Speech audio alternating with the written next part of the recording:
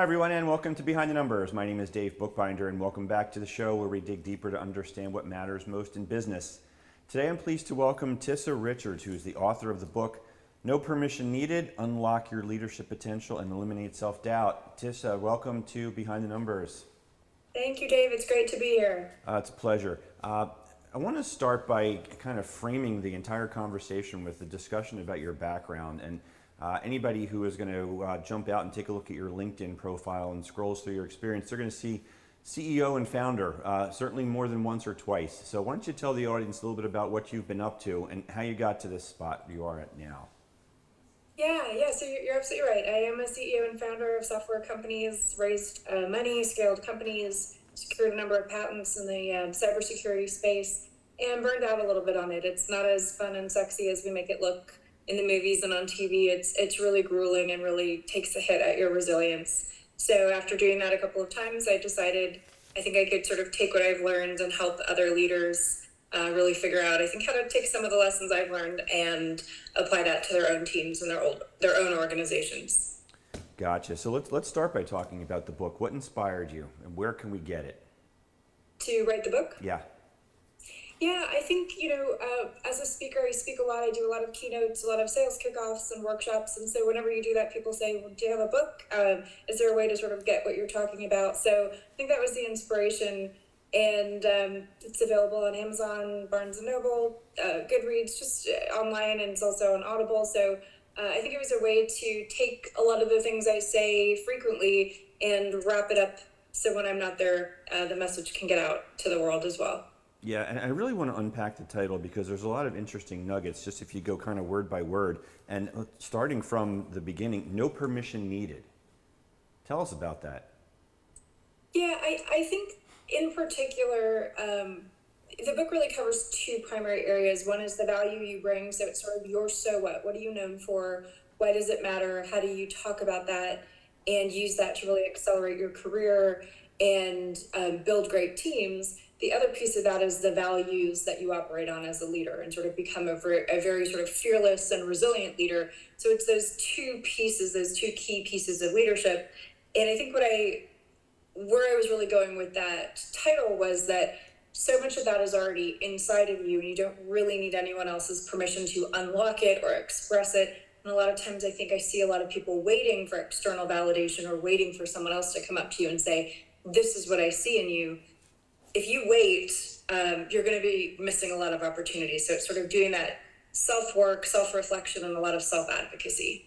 Yeah, and before we go any further in unpacking the title, I want to dig a little bit deeper into something you said there about finding your so what. I want you to explain that just a little bit further for us. Yeah, Dave, we talked a little bit about this when we did sort of the pre-show get to know each other. I think one of the things that I see is really, really key is the ability to get right to the heart. So when I hear leaders tell me, hey, this is my superpower, or this is what I'm good at, I think that's great, but we have to immediately connect it to the outcome. So if you tell me that as a leader, I'm particularly good at this, I want you to also take it to the outcome, take it to the so what, essentially. Tell me why it matters that you are very empathetic. Tell me why it matters that you're a great listener. Always connect what you're talking about to the outcome, to the so what. That gives people context, cuts through a really high cognitive load, get to the point. And when you can do that about yourself, when you can find the signal and noise, it is a great skill as a communicator. It's great for self-advocacy. Essentially, if you can't do that, you're making other people do the work for you. It's just really good about controlling your narrative and getting to the point. Yeah, and maybe you can just offer some advice for the folks out there watching and listening and how they can further connect that so what to the overall business strategy. Because like you said, there's the leadership characteristic, but so what? Help us get there. Yeah, I mean, I think, so there's a couple layers of this. If we start at the organizational level, obviously everyone in an organization is trying to get to some sort of outcome, whether it's, hitting revenue targets, innovation targets, growth, whatever it is. That's the big macro level or meta level so what, right? Getting that context is really key. So as a leader, if you're trying to build a high performing team, everyone needs to know the context of why you're doing what you're doing. And context is really important for things like psychological safety or engagement. At the team level, a so what is really important because that creates a sense of mission, it creates a sense of purpose. At the individual level, a so what is really important because now you can connect it to what you're really good at, why somebody should hire you, why someone should promote you, why you should be in a leadership position. I think there's nothing more important than a really clear and a really purposeful so what. Otherwise, what are we doing? If we don't have that, we don't have a mission, we don't have a purpose, we don't have clarity. Yeah, and is it fair to say that the so what may not necessarily be unique, that several people can have a similar so what across the organization or certainly across various organizations? Yeah, I think so. And I think, I mean, really think about what is the purpose. I work a lot with boards and I work a lot with people on a journey to add board service or being a board director in their portfolio.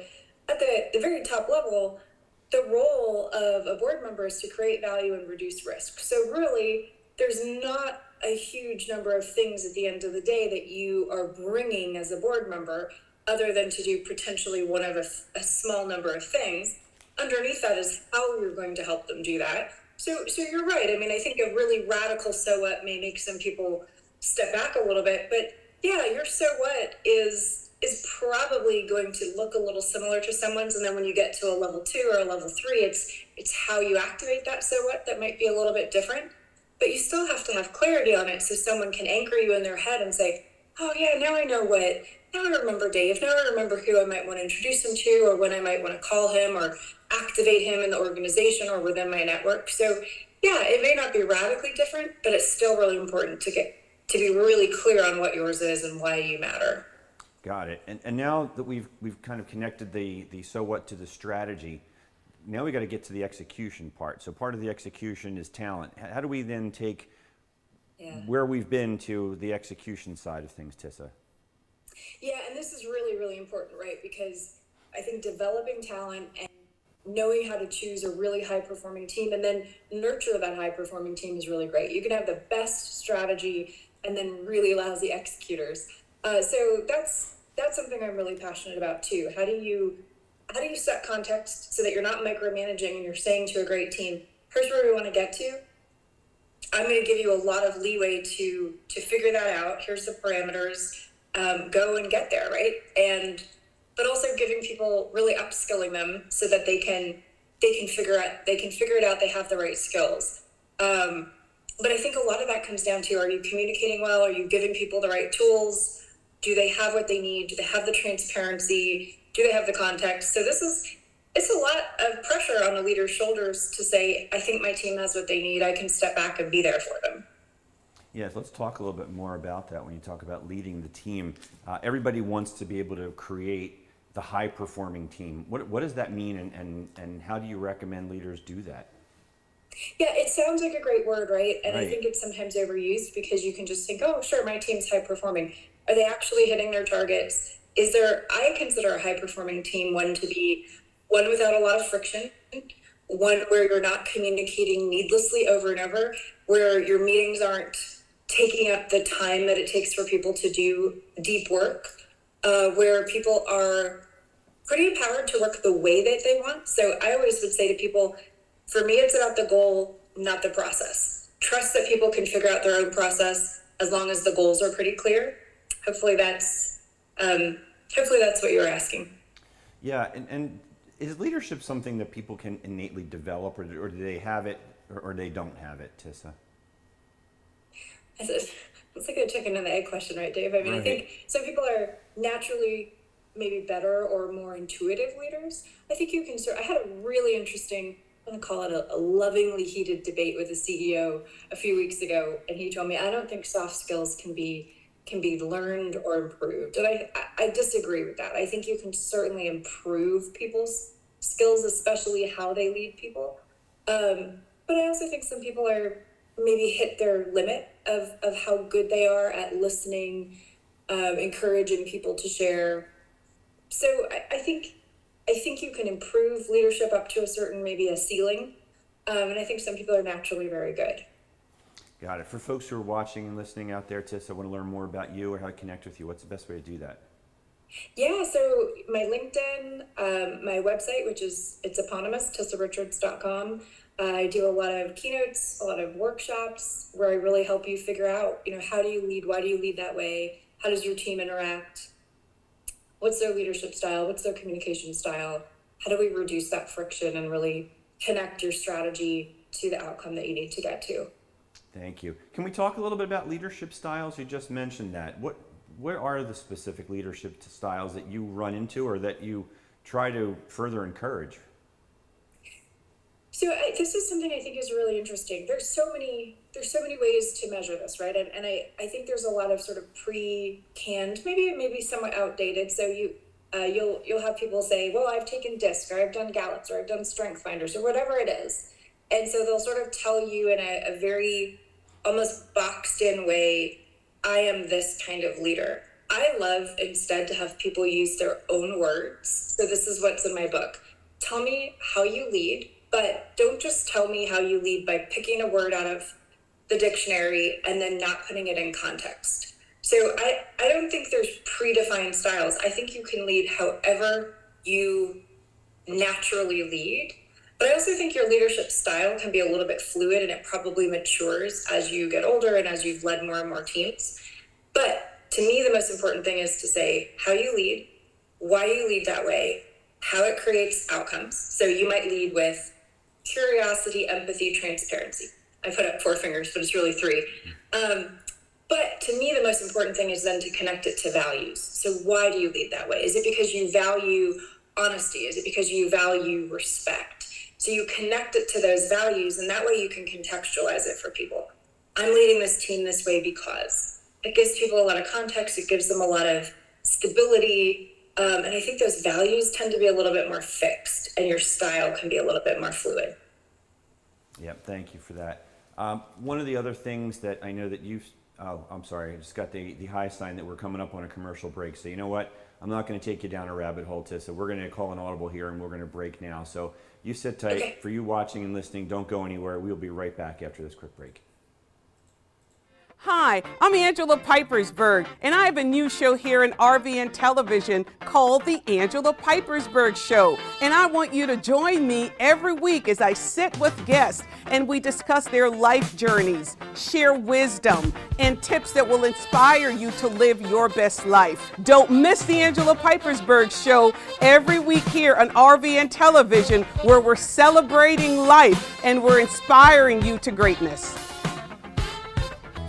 Hi, I'm Dr. Esther Malabe, and welcome to my show, Achieving a Better You.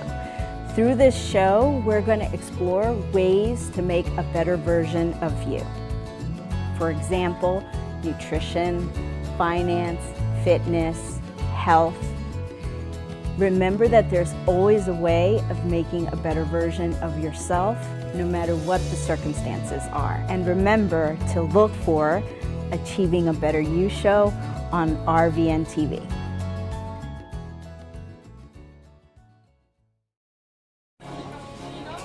Some say the world has never been more divided, more self-centered, Gosh, thank you so much. more uncaring, Thank you. Oh, miss. Thank you. that we've never been more disconnected. But through our windows, we're able to see so much good every day. And it's clear that a little kindness is never really little. Did you know that only 8% of people who set their goals, they actually succeed in achieving them? Well, if you want to be a part of that 8%, then you need to tune into Achieve with Wanda Martin, where I will teach you tips, tools, and strategies on how to achieve your goals in any field and on any level. So tune in, watch me on the RVN network on how to achieve your goals and be a part of that 8%. Hi, I'm Angela Pipersberg. And welcome back to Behind the Numbers. I'm Dave Bookbinder, and today we're talking with Tissa Richards, who's the author of No Permission Needed, Unlock Your Leadership Potential and Eliminate Self-Doubt. Tissa, I want to continue in unpacking the title of that book and going to the end of the title, Eliminating Self-Doubt. And we talk leadership on this program a lot. I have a lot of leaders come on the program, and self-doubt is something that I think anybody who has any self-awareness always is experiencing. Talk a little bit about that eliminating of self-doubt. How often are you seeing it in the people that you work with, and how do we overcome that? Yeah, Dave, I think this is a really important topic. I see self-doubt every single day. I see it with some of the biggest leaders of the biggest companies in the world, people you would think, what do they have to doubt about themselves? They're super successful. And I think there's really 3 ways that I help people close that vacuum of self-doubt. And it's a framework I call 3 I's. The first is to identify, what do you bring to the table? This is really important. My favorite 3 words are not I love you, but it's I'm known for. And I think that's so important. When you can articulate what you're known for, the value you bring, and the outcomes you create, it's really powerful. You can advocate for yourself, you can advocate for your team, you can accelerate your career. So it's really key. So that's the identify part. What are you known for? Why does it matter? Then you internalize that. That's the second I. That's really important, because that's how if you don't believe in the value you bring to the table, no one's going to do that work for you. And that takes work. That's a journey. But how do you do that? You know that the value that you bring is real. It's a fact. It's based on your accomplishments. It's based on your resume, the things you've actually done, and you control the narrative about yourself and your career, and you got to practice it. So this is practice, for example. I mean, I don't doubt the value I've brought to the world because I've had a lot of practice talking about it. And then the third I is inform. And really that's about communication. So your ability to talk to your team, to say things like, I'm known for X, and this is why we're doing something. So I think it's a process, but I see that vacuum of self-doubt begin to close when people know that not every table might be for them, not every shoe might fit, but it doesn't mean that their foot's ugly. It just means that it didn't fit. Or maybe this is not the table for you, but there's a seat at a different table. So I think it really helps you realize that you bring a lot of value, you just have to find the place that's going to appreciate it. Yeah, and when we think about self-doubt, one concept, one expression comes to mind, and that is imposter syndrome. Is that just an extreme version of self-doubt, or is there something more to imposter syndrome, Tissa? I think it's an extreme version, and I think that's people who maybe haven't taken the time to stop and really ask themselves, what do I bring to the table, and what do I bring to what table?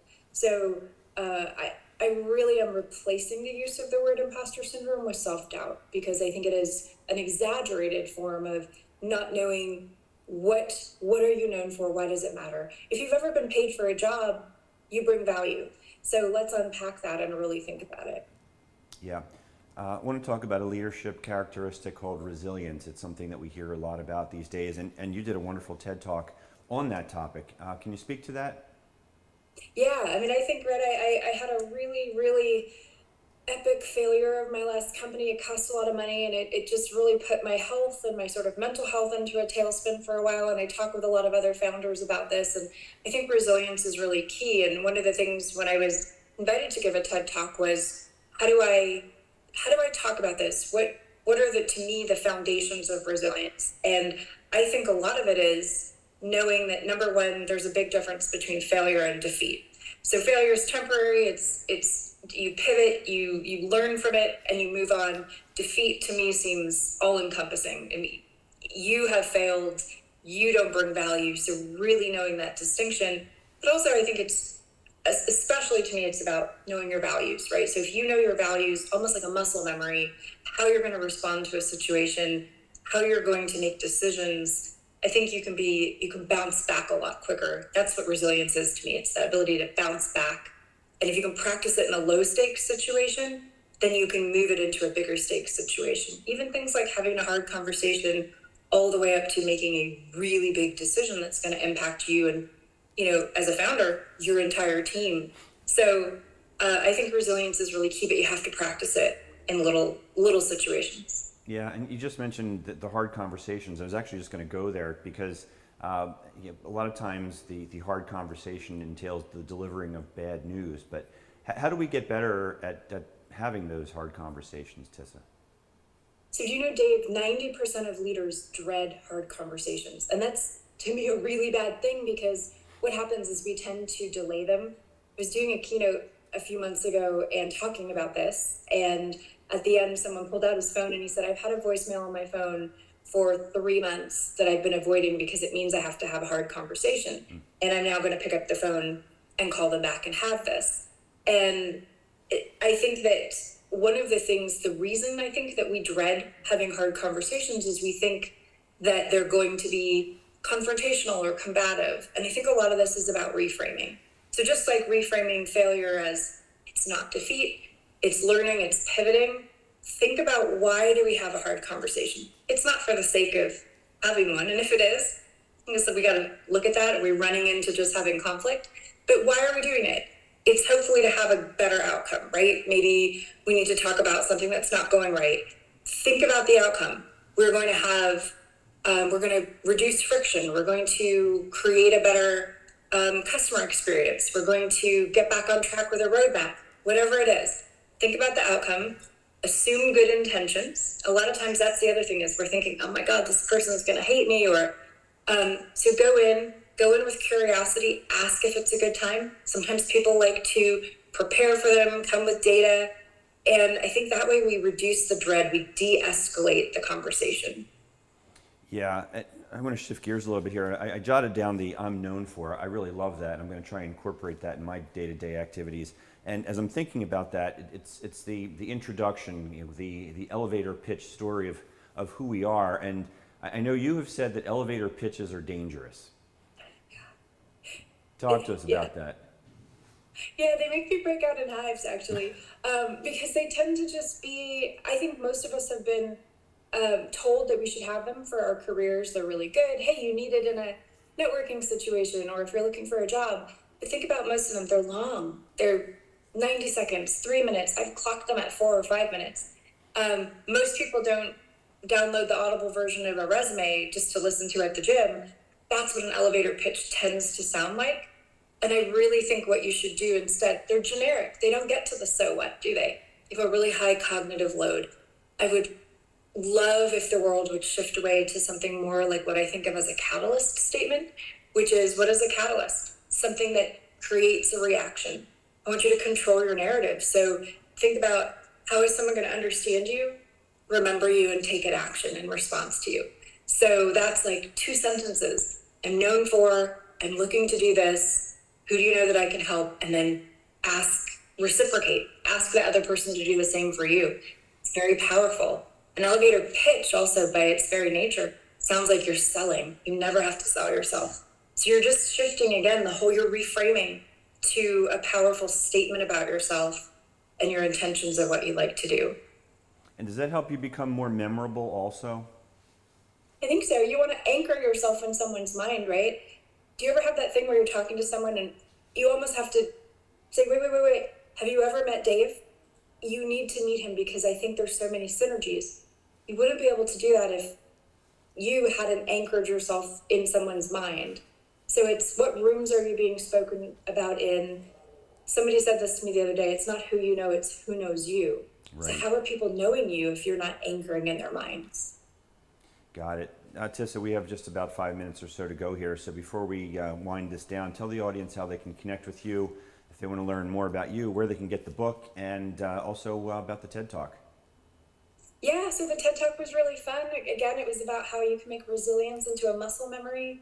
And you can connect with me again, like I said, on my website or LinkedIn, and reach out. We do a lot of book clubs for companies around the book, which you can get on Amazon, Goodreads, online. There's a great Audible version of it, and do a lot of keynotes, a lot of workshops on these topics. So it's a lot of fun. Yeah, definitely check out that TED Talk too. It's really good stuff. So Tissa, like I said, we're on the clock here, but I want to try and squeeze as much as I can and give you the final words, so to speak. What prevents people from being good leaders? Are there innate blocks that we have that prevent us from stepping up? I think maybe what I see the most is people who actually haven't taken the time to think about how they lead, why they lead that way, and then being very upfront. So I see the highest functioning teams have taken the time to actually ask each other, how do you give and receive communication? This sounds squishy, but it's really, really good, right? How do you prefer that I come to you with feedback? Here's what you can expect from me. It's just level setting. It's basic kind of human connection. And as a leader saying, this is what you can expect from me. This is how I'm going to lead you. This is why. So it's context setting. It doesn't take a lot of time, but it's almost like creating a README, which is like a technical manual, but as a human. It's a human README, and teams really appreciate it. So you're cutting down on the amount of time you're in meetings. You're cutting down on the number of emails back and forth. Everybody's functioning so much more efficiently. They know how to work with each other, and suddenly you can innovate, you can communicate so much better. I think people just appreciate that. That's how I think a good leader is, just so much more open, so much more transparent, a little bit more vulnerable, because they know how they lead and they can communicate it. Yeah, at the end of the day, we're human beings, and we really need to remember that we need to be more human, right? Yeah. All right. Well, unfortunately, we're out of time, Tissa. It does go quickly here, but I can't thank you enough for joining us today on Behind the Numbers. Thank you. I really appreciate it. You're welcome. And wait till you see how I'm going to wrap this show up, okay? Stay with me. Don't go anywhere. I want to first of all thank the Big Cheese for running the board for me today. I want to thank Tissa for being a wonderful guest. Thank you out there for watching and listening. We can't do the show without you. Again, my name is Dave Bookbinder, and I am known for helping my clients and helping them to figure out what their most important assets are worth. I see Tissa smiling over there off camera. I love it. We'll see you next time on Behind the Numbers. Take care, everybody.